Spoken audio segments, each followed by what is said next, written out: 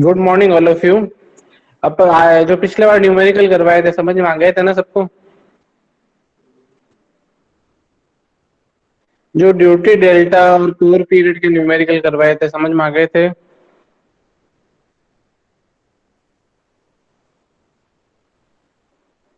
Yes और no में लिख के भेज देना कमेंट में।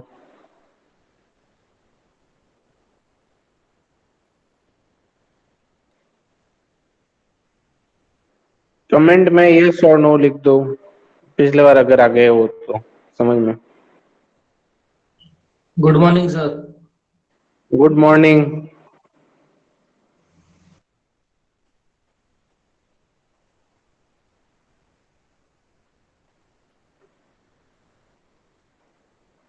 ओके, तो आज मूव ऑन होते हैं नेक्स्ट टॉपिक पे। और आज ये लेक्चर, आज क्या, आज यूनिट फर्स्ट खत्म कर दूंगा, ठीक है ना।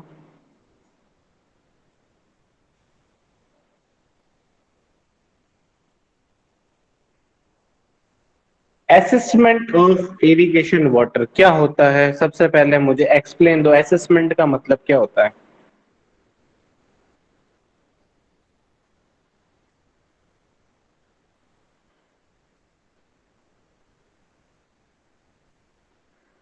What do you mean by assessment?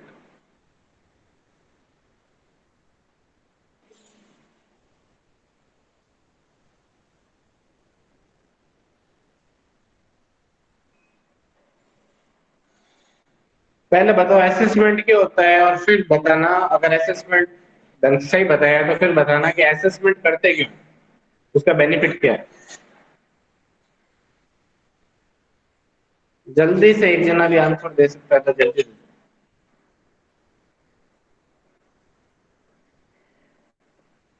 What do you mean by assessment?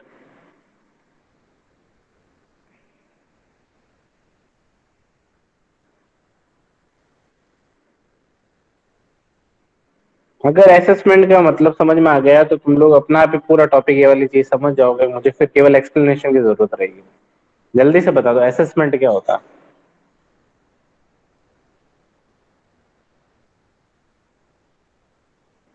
Sir assessment का मतलब होता है क्वालिटी। क्वालिटी से नहीं कह सकता। हाँ, क्वालिटी नहीं, गलत है। असेसमेंट का मतलब होता है मोड ऑफ मेजरमेंट, अपन मेजर कैसे कर रहे हैं पानी। अगर असेसमेंट नहीं करोगे पानी का तो सप्लाई कैसे करोगे, आगे समझ में। तो अब देखो कि कैसे मेजर कर रहे हो वो चीज होगी। अब देखो ये लिखा हुआ, irrigation projects are undertaken by the government with the primary object of supplying water to the cultivator for raising crop to give maximum yield. मतलब आगे समझ में।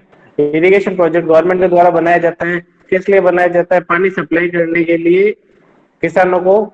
और किसानों को किस लिए? क्रॉप उगाने के लिए ज्यादा से ज्यादा। Charges are levied on the cultivators for making use of irrigation water. The charges are not only defray maintenance and operational cost but also include some return on the capital investment on the project. मतलब एक देखो, पटवारी होता है इसके अंदर। अब इसके अंदर पटवारी का रोल ज्यादा इंपॉर्टेंट होता है। अगर तुम लोग पानी सप्लाई, मतलब किसानों के पास पानी पहुंच रहा है तो उसका असेसमेंट करेगा कौन? असेसमेंट इंजीनियर तो करेगा नहीं। इंजीनियर तो केवल ये कहेगा कि कितना पानी छोड़ना है, क्या करना है। इसका जो भी असेसमेंट का काम होता है वो पटवारी करता है। पटवारी पैसे इसलिए वो वहां पर जाके देखता है कि इतना नाप हुआ। अगर अपने यहाँ पर अधिकतर होता है एरिया बेसिस पे असेसमेंट होता है। एरिया बेसिस पे असेसमेंट का मतलब समझ में आ गया कि एरिया के हिसाब से असेसमेंट होगा पूरा का पूरा। तो वो वाला हो गया। फिर पटवारी उसके पास जाता है, उसके नाप लेता है और नाप के हिसाब से पैसे कैलकुलेट कर लेता है। द चार्जेस आर नॉट, ये वाला पढ़ लिया। अब आया समझ में कि गवर्नमेंट किस लिए ये वाली असेसमेंट करवाता है। कि एक तो जो भी उसकी मेंटेनेंस कॉस्ट और प्रोजेक्ट की जो भी कॉस्ट है वो निकल जाए, प्लस गवर्नमेंट के पास थोड़ा बहुत रेवेन्यू आए। अब आ गया समझ में असेसमेंट का मतलब। यस और नो? यस और no?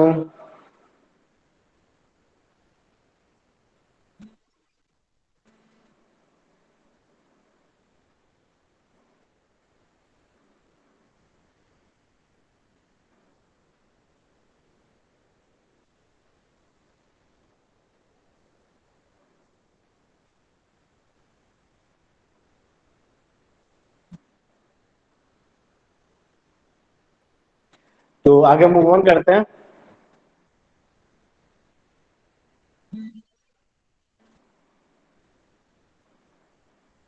Irrigation charges are not uniform in all the states of India. Generally, the water charges comprise of one or more of the following elements. First, a water rate depending on the kind and extent of crop. फिर है increment in land revenue based on increased benefit derived annually. Third है providing irrigation facilities.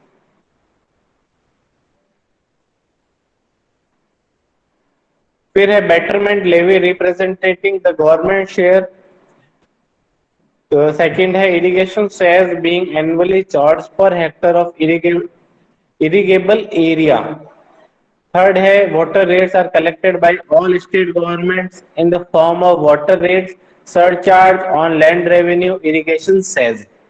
मतलब इसके ऊपर भी tax लगता है, जो भी वहां पर अपन पानी सप्लाई करते हैं वो इसलिए लगता है क्योंकि एक तरह से कॉमर्शियल के अंदर आ गया, तो इसलिए चार्जेस इसके ऊपर लगेंगे। पर इतना नहीं लगता कि किसानों के ऊपर वो केवल इतना ही चार्ज लगता है जितना पानी सप्लाई किया जाता है, उस हिसाब से ही चार्ज लगते हैं।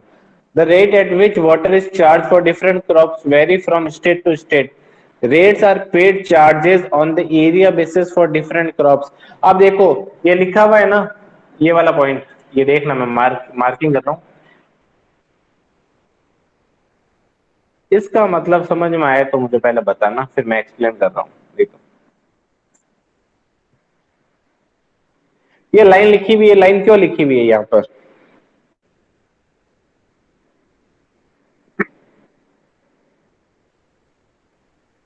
जल्दी, स्टेट टू स्टेट वेरी क्यों करेगा?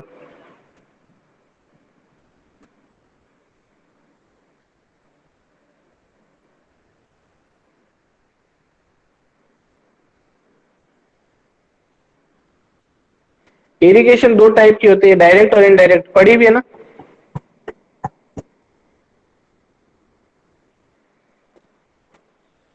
अब मैं बात सुनो, राजस्थान के अंदर चार्जेस ज्यादा लगेंगे क्योंकि यहाँ पर इनडायरेक्ट इरिगेशन है, और यूपी में इरिगेशन चार्जेस कम लगेंगे क्योंकि वहां पर डायरेक्ट इरिगेशन है। डायरेक्ट इरिगेशन का मतलब मैंने पढ़ाया था कि डायरेक्ट कैनाल से आउटटेक से मतलब पानी उठाया, मतलब नदी से पानी उठाया और फील्ड के अंदर पहुंचा दिया। पर यहाँ पर पहले डैम के अंदर पानी स्टोर करना पड़ेगा, स्टोर करने के बाद वहां पर कैनाल के मेन कैनाल के थ्रू पानी ब्रांच कैनाल के अंदर आएगा, ब्रांच कैनाल से डिस्ट्रीब्यूटर के अंदर आएगा। तो ये प्रोसेस थोड़ा महंगा पड़ जाएगा as compare to direct irrigation के। इसीलिए इसीलिए स्टेट टू स्टेट वेरी करेगा। जहां पर इनडायरेक्ट इरिगेशन है वहां चार्जेस ज्यादा लगेंगे, और जहां डायरेक्ट इरिगेशन है वहां चार्जेस कम लगेंगे। अब आगे समझ में इस लाइन का मतलब।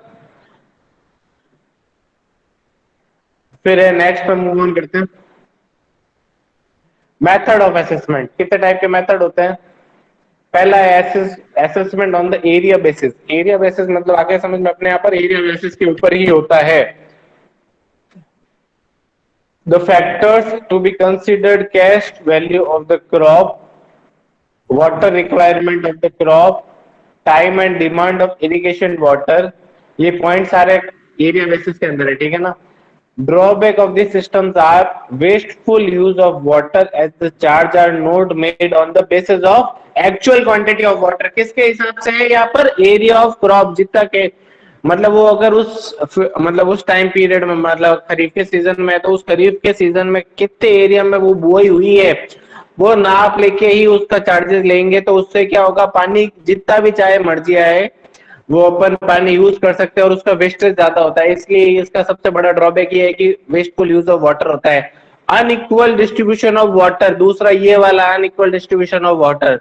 तीसरा है the irrigation at the head reach of the canal draw more water than due to share and irrigation at the tail end of the canal suffer। मतलब स्टार्टिंग में अगर एरिया बेसिस के हिसाब से किया जाएगा, और ये प्रॉब्लम अपने राजस्थान के अंदर आता है, पंजाब वाले पानी ज्यादा उठा लेते हैं तो अपने यहाँ पर इरिगेशन में पानी कम सप्लाई होता है, तो एंड में आता था इसका जीरो एड है इंदिरा गांधी का मोहनगढ़ के अंदर, वहां पर पानी एंडिंग में आता था, पानी बहुत कम हो जाता है और पानी की सप्लाई बहुत कम हो जाती है, तो उनके लिए बहुत ज्यादा प्रॉब्लमेटिक हो जाती है सिचुएशन। इसका ड्रॉबैक आ गया समझ में एरिया बेसिस का? एरिया बेसिस आ गया समझ में या नहीं आया? यस और नो?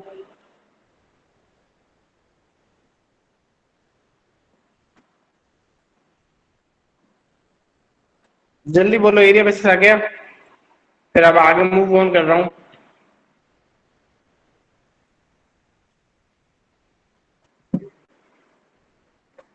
सेकंड है वॉल्यूमेट्रिक असेसमेंट। वॉल्यूमेट्रिक असेसमेंट क्या होगा?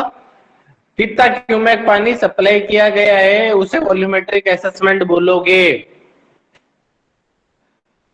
Charges are levied on the basis of the actual volume of water supplied at the outlet head. Most economical use of water in the field leads to more extent of irrigation area. इसके अंदर उतना ही पानी supply किया जाता है जितना जितना crops के रिक्वायरमेंट है, उससे ज्यादा नहीं किया जाता। उसके क्यूमेक के अंदर नापा जाता है और क्यूसेक के अंदर नापा जाता है। इन दोनों में से ही नापा जाएगा कि कितना क्यूसेक पानी छोड़ा गया। मैं एक बात सुनना, अपन यहाँ पर क्यूमेक लेते हैं और फील्ड के अंदर तुम लोग क्यूसेक सुनोगे। क्यूबिक सेंट मतलब क्या बोलते हैं? क्यूमेक का क्या होगा? मीटर क्यूब पर सेकंड होता है और यहाँ सेंटीमीटर क्यूब पर सेकंड होगा, ये याद रखना क्यूसेक के अंदर। आ गया समझ में? फिर आगे चलते हैं। It requires installation of water meter at all irrigation outlet in the canal system.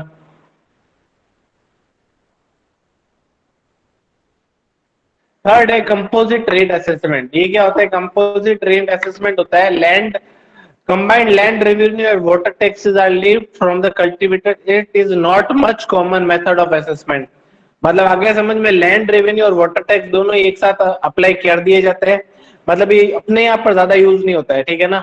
India में यूज नहीं होता है। फोर्थ है परमानेंट असेसमेंट और बेटरमेंट लेवी। इसका परमानेंट असेसमेंट होता है कि एक पूरा फिक्स्ड असेसमेंट कर दिया इसका। ये होता है in area where canals are provided as insurance against drought. The farmers are lived at a fixed rate every year, irrespective of the fact whether or not they use the canal water in drought year. The farmers are allowed to draw canal supply without paying charges extra to the normal betterment levy. आगे समझ में? इसके अंदर भले अकाल पड़े कुछ भी पड़े, तुम लोगों को इतना तो पैसा देना ही है। आ गया समझ में? तो ये एक तरह से तुम लोग बता रहा हूँ, ये अपने अंग्रेजों के समय ये परमानेंट असेसमेंट होता था। ये वाली लगान पिक्चर के अंदर देखा ही होगा, उस समय अकाल पड़ा था तो इनके ऊपर वो किसानों पे वो डाल ही दिया था लगान वाला कि इतना तो आपको देना ही है, भली बारिश आए नहीं आए, हाँ आई डोंट केयर। आ गया समझ में? तो ये अपने यहाँ पर अभी ये वाली चीज नहीं चलती है। अपने यहाँ पर सबसे ज्यादा कॉमन है लैंड एरिया असेसमेंट होता है और दूसरा है वॉल्यूमेट्रिक असेसमेंट। दो ही असेसमेंट यूज आते हैं और सबसे बेस्ट होता है वॉल्यूमेट्रिक असेसमेंट। ना किसानों पे ज्यादा वो क्या बोलते हैं डाला जाता है दबाव, ना कोई बात है, ठीक है ना? फिर है मल्टीपल क्रॉपिंग। मल्टीपल क्रॉपिंग क्या होती है जल्दी बताओ मुझे आंसर।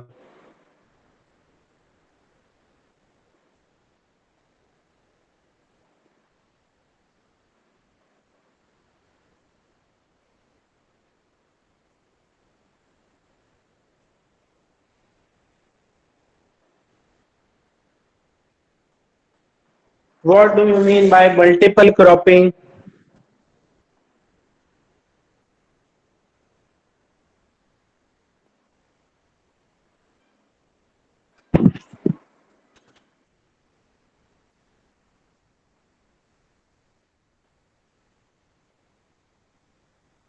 एक से ज्यादा, एक तरह से बोल सकते हो एक से ज्यादा क्रॉप एक ही फील्ड में उगाने को मल्टीपल क्रॉपिंग कहते हैं।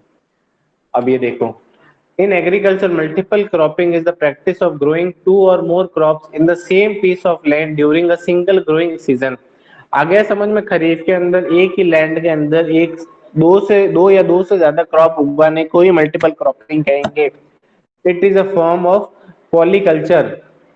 In it is the practice of intensification of cropping system in time and space dimension, that is more number of crops within a year and more number of crops in a same piece of land।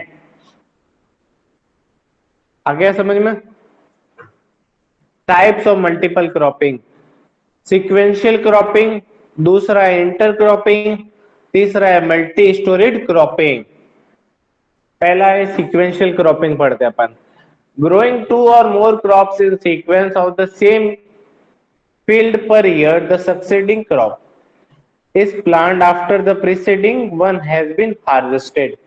Crop intensification is only in the time dimensional. There is no intercropping competition. Farmer manage only one crop at a time. मतलब उसी season के अंदर एक crop उगा लिया, फिर वापस उसी के पीछे दूसरा क्रॉप उगा लिया, उसे बोलोगे तुम सीक्वेंशियल क्रॉपिंग। फिर है intercropping, growing two or more crop simultaneously on the same field per year. Crop intensification is in both time and space dimension. There is intercrop competition during all or part of the crop growth. Farmer manage more than one crop at a time in the same field. फिर है multi storey cropping, growing plant of different height in the same field at the same time is termed as multi storey cropping. ये कहां पर होती है, ये मुझे बता सकता है कोई भी? मल्टी स्टोरी क्रॉपिंग कहां पर होती है?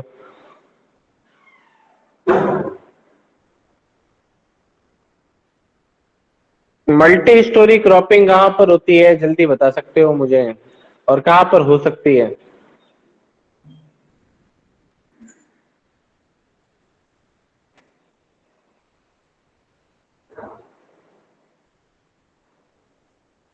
एकदम करेक्ट, हिली एरियाज के अंदर मल्टीपल ये वाला मल्टी स्टोरी क्रॉपिंग होगी।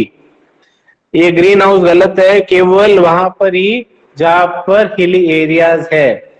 हिली एरियाज के अंदर अपन स्टेप बाय स्टेप वो एक ऊपर एक नीचे नीचे नीचे, तो उसके अंदर इरिगेशन अगर ऊपर वाले को किया तो फिर नीचे नीचे नीचे नीचे ऑटोमेटिकली सप्लाई होता रहेगा पानी, तो वो मल्टी स्टोरी क्रॉपिंग हो जाएगी। It is the practice of different crops of varying height, rooting pattern and duration of cultivation together. It is mostly practiced in orchard and plantation crops.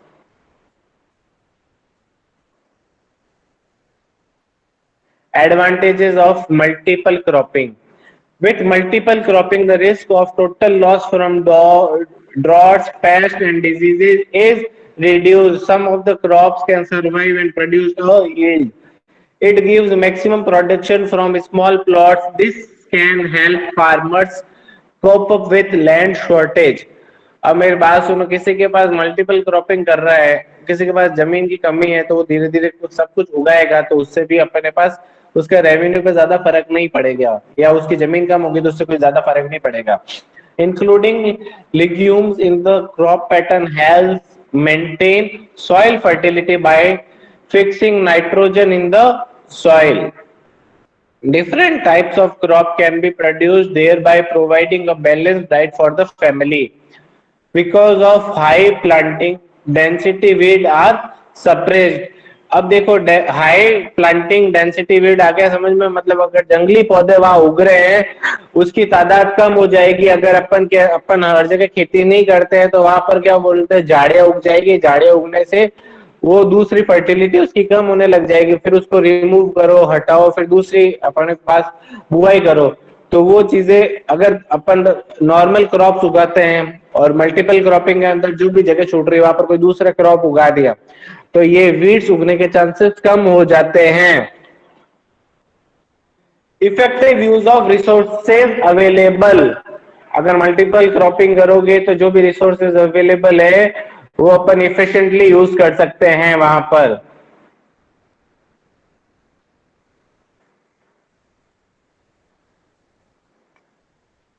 Disadvantages of multiple cropping, पहला है because of year long crop some pest can shift from one crop to another. मतलब अगर एक से दो उगाए हैं और अगर मतलब साल भर के लिए लंबा क्रॉप सीजन है तो उसके अंदर एक से दूसरे के अंदर वो मूव हो जाएंगे पेस्ट। फिर है the large number of different crop in the field make us difficult to weed.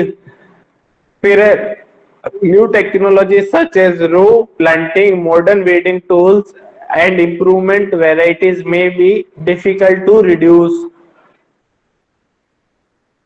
ये सारे इसके डिसएडवांटेजेस थे। हाइब्रिड क्रॉप, ये टॉपिक मुझे बताओ क्या होता है जल्दी से।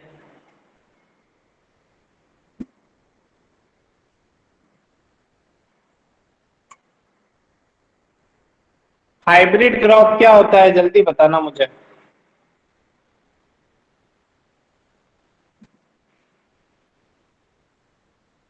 What do you mean by hybrid crop? What do you mean by hybrid crop?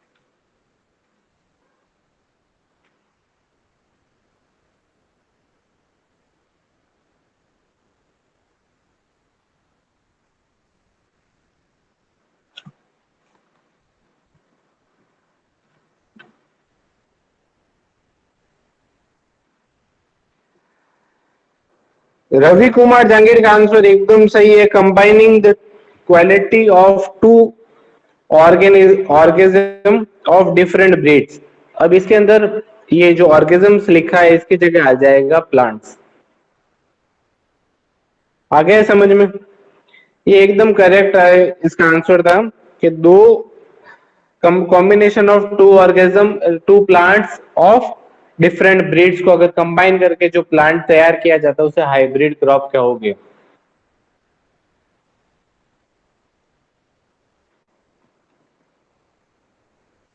और ये आज का आखिरी टॉपिक है। फिर केवल इसके बाद हार्वेस्टिंग टेक्नोलॉजीज है, मतलब हार्वेस्टिंग मेथड से और कुछ नहीं है। हार्वेस्टिंग मेथड तुम लोगों ने रेन वाटर हार्वेस्टिंग पढ़ी है, उसे हार्वेस्टिंग मेथड बोलोगे। उसके में एक पॉइंट्स है जो मैं तुम लोगों को पॉइंट्स नोट डाउन कर लेना, ठीक है ना। इसके पीपीटी के अंदर नहीं है क्योंकि वो तुम लोगों ने रेन वाटर हार्वेस्टिंग वैसे भी 9th-10th में पड़ी हुई है। हाइब्रिड क्रॉप पहला है plant breeding is the art of science of changing the traits of plant in order to produce desired characteristic. अब देखो अपने पास प्लांट्स अवेलेबल होते हैं कुछ, उसके अंदर कुछ डेफिशिएंसी हो सकती है, तो अगर दूसरे प्लांट की जो खूबी है वो उसके अंदर मिला के उसकी डेफिशिएंसी दूर की जाए, उसे हाइब्रिड क्रॉप बोल सकते हो। हाइब्रिड क्रॉप इसलिए जरूरी होता है। हाइब्रिड क्रॉप का आ गया मतलब समझ में। फिर है plant breeding can be accomplished through many techniques ranging from simple selecting plant with desirable characteristic for propagation to more or complex cultivation. Third है hybrid are commonly produced and selected because they have desirable characteristics not found or inconsistently present in the parent individual or population. The hybridization used in developing new types of animal and plants with high resistance, high productivity and lifelong life. And these are the qualities of hybrid plants and animals. Animals भी यहाँ पर इसलिए लिया क्योंकि hybridisation animals के अंदर भी होता है, वैसे अपन को यहाँ पर प्लांट्स ही कंसिडर करने हैं।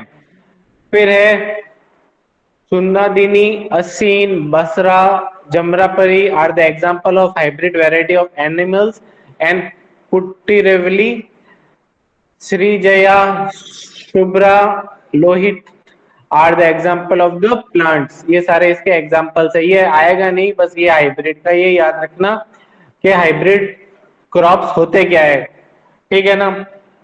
ये आज के लिए हाइब्रिड क्रॉप्स तक ही था। आज का लेक्चर ये वाला फिनिश हुआ और तुम लोग बताओ कि अब इसके अंदर तुमको इस यूनिट के अंदर क्या क्या डाउट है। मतलब यहाँ पर यूनिट भी खत्म हो चुकी है, ठीक है ना।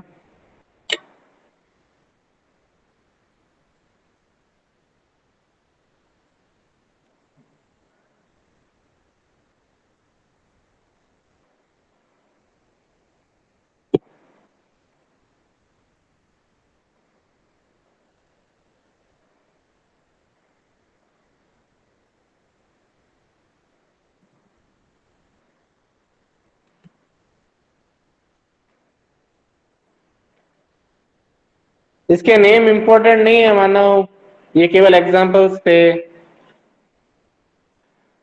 टमाटो में भी हाइब्रिडाइजेशन आता है, टमाटो में भी कुछ हो तो कमियां करके अच्छा टमाटो उगाया जा सकता है। ब्रिंजल के अंदर भी होता है, बैंगन अगर उगाते हो तो।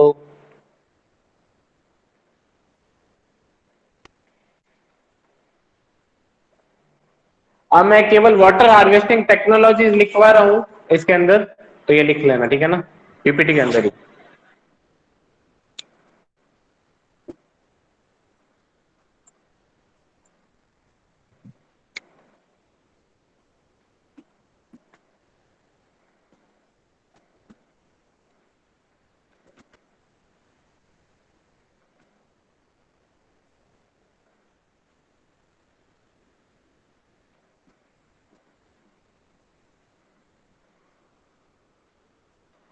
हाँ तेजेंद्र, जैसे न्यूमेरिकल हुए वो ही आएंगे इसके अंदर, कंफर्म है।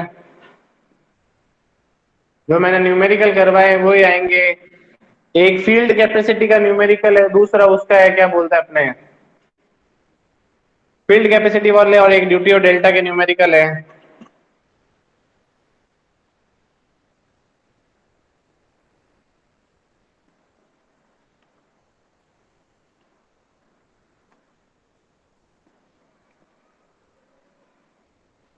पहला है कंटूर फार्मिंग,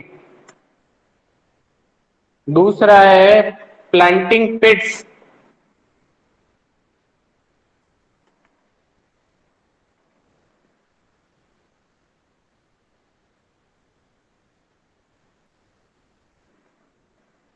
दूसरा है प्लांटिंग पिट्स, तीसरा है अर्थ बेसिन,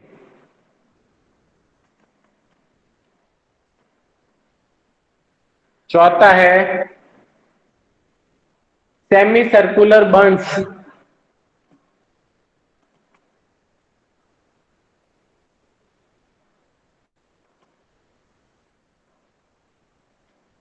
बर्न्स, फिर है कवर, या फिर ये बोल सकते हैं ग्रीन मैन्यूअर,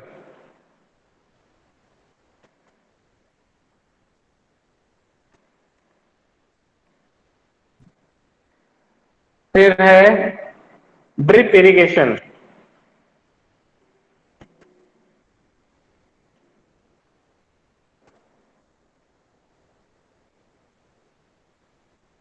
इरिगेशन, फिर है कंजर्वेशन टिलेज,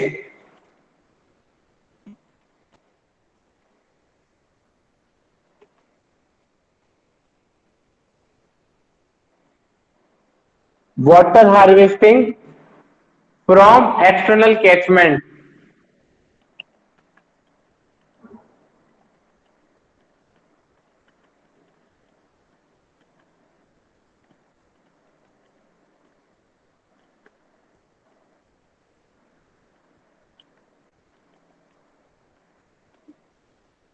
कैचमेंट, फिर है रूफ टॉप हार्वेस्टिंग,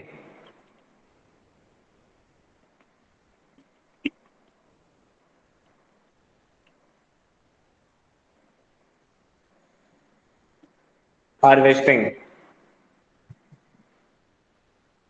ये सारे आ गए समझ में, ये सारे वो वाटर हार्वेस्टिंग टेक्नोलॉजीज है। अब इम्पोर्टेंट क्या है रक्षित देवे, वो क्या पूछना चाहता है, किस वे में इम्पोर्टेंट है तो बता दो। इम्पोर्टेंट इसके न्यूमेरिकल्स है, और थ्योरी में तो ये इंट्रोडक्शन है तो करीब करीब सारे इंपॉर्टेंट ही है इसके अंदर। इंपॉर्टेंट फिक्स नहीं कह सकता, न्यूमेरिकल ज्यादा ड्यूटी और डेल्टा के करने की कोशिश करना, फील्ड कैपेसिटी के आते हैं तो आते हैं, ड्यूटी और डेल्टा के ज्यादा आएंगे, ठीक है ना। ये सारे इसके वाटर हार्वेस्टिंग टेक्नोलॉजीज हैं। वाटर हार्वेस्टिंग मेन पता चल गया ना, वाटर हार्वेस्टिंग क्या होती है, रेन वाटर हार्वेस्टिंग ही बोल रहा है, ये याद रखना है यहाँ पर।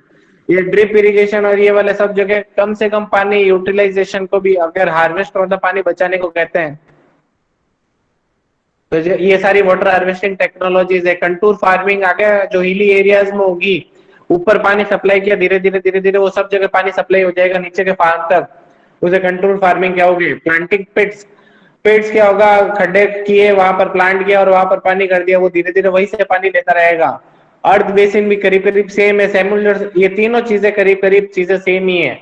प्लांटिंग पेड्स, एक्सटर्नल बेसिन और सेमी सर्कुलर बर्न्स, इन तीनों के तुम लोग, ये तुम्हारे ये होमवर्क है कि तीनों के गूगल पे जाके इमेजेस देखोगे, तीनों में डिफरेंस क्या है ये मुझे कल बताओगे। फिर ग्रीन मैन्योर से, ग्रीन मैन्योर का मतलब आ गया समझ में, मुझे कोई इसका आंसर बताएगा?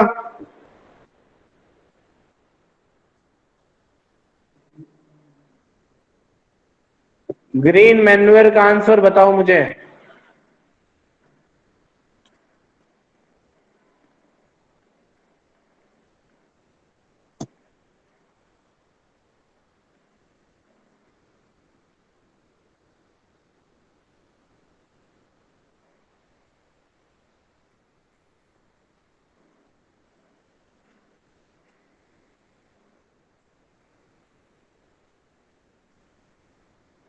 ग्रीन मैन्योर बताओ जल्दी से मुझे, फिर जल्दी और करते हैं इसको।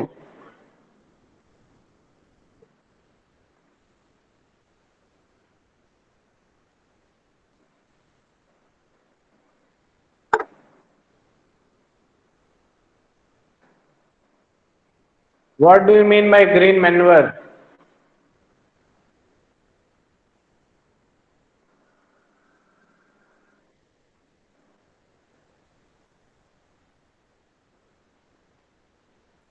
खाद होती है सही तरह की। और खाद कौन सी खाद होती है?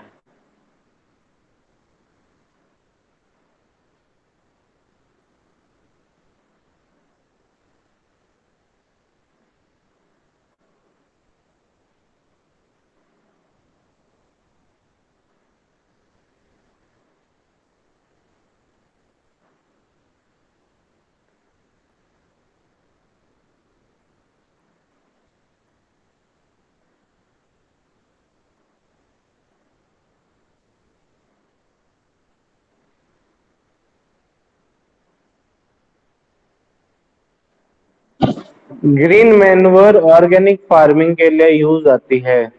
इसका मतलब अब तुम लोगों को आ गया होगा समझ में आया, जिसके अंदर कार्बन कंटेंट अच्छा हो, नाइट्रोजन की सप्लाई अच्छी हो, जो प्लांट्स के लिए बेनिफिशियल हो, वो ग्रीन मैन्योर होगा। आ गया समझ में? फिर है अपने पास ड्रिप इरिगेशन, तुम लोगों को पता है, कल्टीवेशन टिलेज। कल्टीवेशन टिलेज तुम लोगों को भी पता है, कल्टीवेशन टिलेज होता है कि पहले वो तो टिलेज क्या होगा, टिलेज मतलब पाले बनानी, ये ध्यान रखना। तो conservation tillage, sorry conservation tillage, tillage पता है तुम लोगों को, पाले बनाने को कहते हैं। फिर है water harvesting from external catchment, अगर गांव के बाहर या कहीं पर भी वो कुछ बनाया हुआ है रिजर्वर टाइप, तो वहां से पानी उठा के अपने पानी सप्लाई करना, वहां पर पानी अपने पास स्टोर करके रखना। और रूफ टॉप हार्वेस्टिंग तो हम लोगों ने पढ़ा हुआ है रेन वाटर हार्वेस्टिंग के अंदर, सबसे कॉमन मेथड है रूफ टॉप हार्वेस्टिंग, ठीक है ना। छत से पानी इकट्ठा किया और साइड में कुआं बना हुआ है, वहां पर सप्लाई कर दिया पानी। ये सारा तुम लोगों के, ये पहला यूनिट ओवर होती है कंप्लीटली, ठीक है ना। अब मैं अटेंडेंस ले रहा हूँ, 2 मिनट, कहीं जाना मत।